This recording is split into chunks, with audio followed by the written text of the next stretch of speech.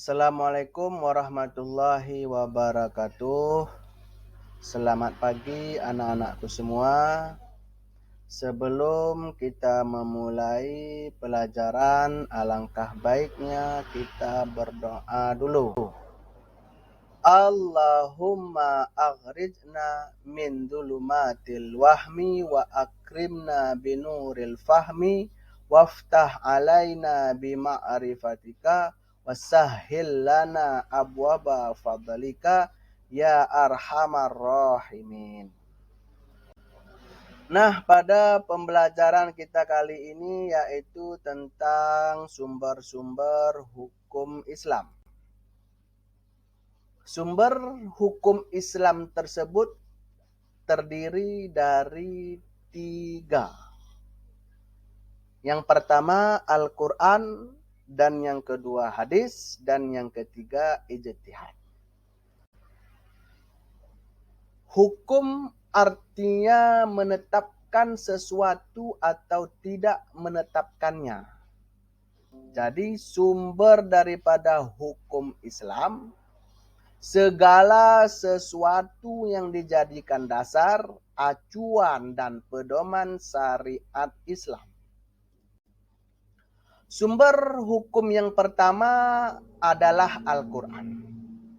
Al-Quran merupakan kalam Allah yang diturunkan kepada Nabi Muhammad SAW melalui malaikat Jibril.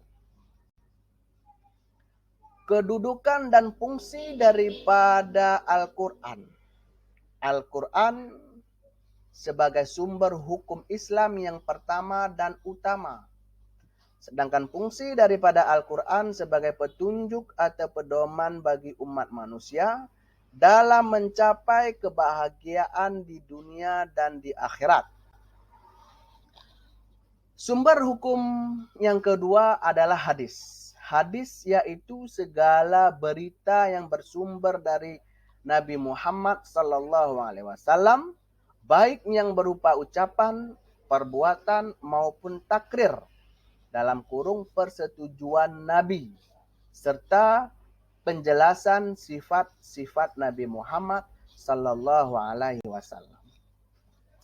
Sedangkan kedudukan dan fungsi daripada hadis. Hadis adalah sumber hukum Islam yang kedua.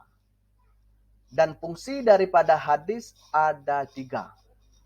Yang pertama, fungsi daripada hadis yaitu mempertegas dan memperkuat hukum-hukum yang telah ada dalam Al-Quran, yaitu sebagai bayan takriri.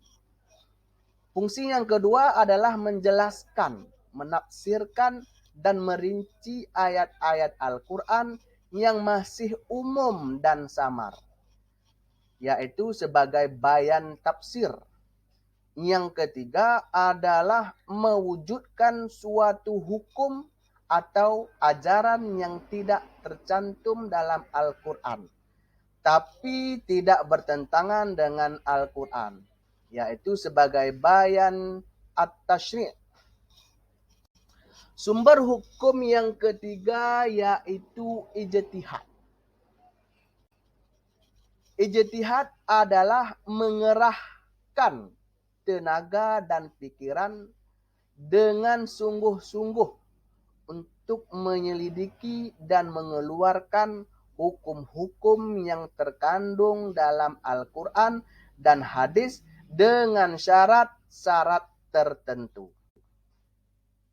Kedudukan dan fungsi daripada ijtihad. Ijtihad yaitu sebagai sumber hukum Islam yang ketiga.